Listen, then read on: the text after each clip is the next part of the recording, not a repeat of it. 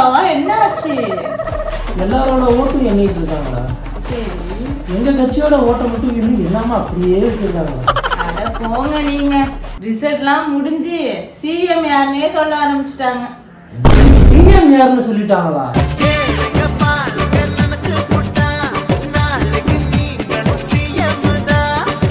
Hello, welcome to CBI channel. வணக்கம் சாமி. நாம ரொம்ப ஜாலியா இருக்க போலயே. அஃப்கோர்ஸ் நாங்க ஜாலியா தான் இருப்போம்.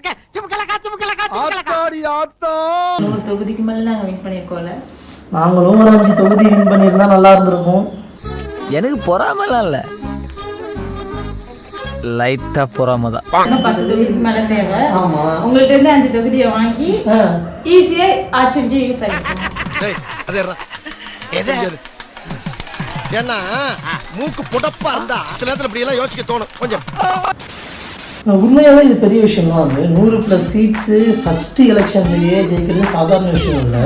அதுலயும் முக்கியமா 31 மினிஸ்டர்ல 16 மினிஸ்டர்ஸுக்கு நீங்க என்ன தெரியுமா பண்ணிருக்கீங்க?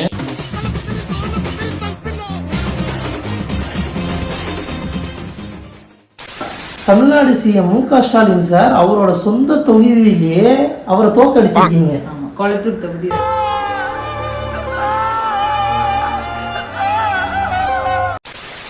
Hello hello, CM Vijay sir.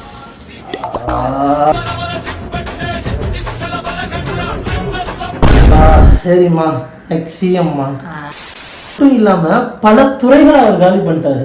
துரையா? யார் அவரு? துரை இல்லம்மா, துறை. பாத்தீங்களா, செல்லத்துக்கு ஒண்ணுமே தெரியல, கத்து தர்றேன். எந்தெந்த துறையை காலி பண்ணியிருக்காருன்னு பார்ப்போமா? பாப்போமே. முக்கியமான துறைகளை மட்டும் சொல்றேன், எல்லாத்தையும் சொன்னா டைம் இருக்காது. நீர்வளத்துறை, கல்வித்துறை, தொழில்துறை, சுகாதாரத்துறை, சிறுபான்மையினர் துறை, ஊரகத்துறை அப்படின்ட்டுன்னு மற்றும் பல துறைகளையும் கிறுக்கிறுக்கு பண்ணிட்டீங்க. அப்புறம் இந்த அரசியல் இருந்து நிறைய நல்ல விஷயங்களை நம்ம எடுத்துக்கணும். என்னதுபா? நம்ம செங்கோட்டையன் சாரோட டிசிஷன் மேக்கிங் தான். அவ்வளவுக்கு கிரைண்ட்.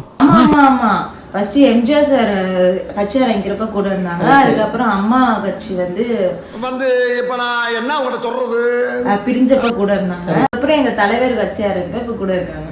கரெக்ட். கூட இருந்த குமார்னு கேட்டு பாரு, எல்லாருக்கும் தெரியும். செமையா பிளான் பண்ணிட்டு இப்ப அவர் எம்எல்ஏ ஆகி இப்ப மினிஸ்டர் ஆக போறாரு. சொல்ல முடியாதுமா, டெபுட்டி சிஎம் கொடுத்தா கூட ஆச்சரியப்படுறதுக்கு இல்ல.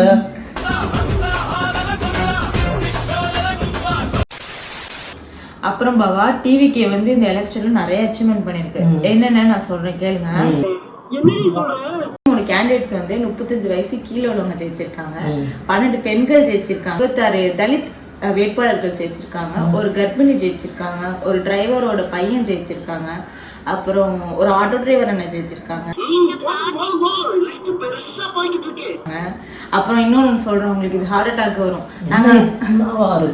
நாங்க போட்டிட்டு எந்த தொகுதியிலுமே டெபாசிட் இழக்கல. உள்ள பூச்சிக்கெல்லாம் கொடுக்கும் முளைக்கும்னு நான் என்ன கனவா கண்டேன்.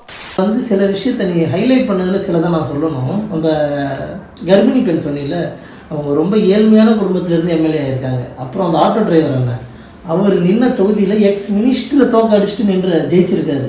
இதெல்லாம் எப்படி சாத்தியமாச்சு, எப்படி இதெல்லாம் நிகழ்ந்துச்சுன்னே எனக்கு தெரியல. அப்புறம் நீ இன்னொன்று சொன்ன மாதிரி அந்த 23 கேண்டிடேட் 35 வயசு கீழே, இதெல்லாம் எவ்வளோ பெரிய ஒரு புரட்சி தெரியுமா அது?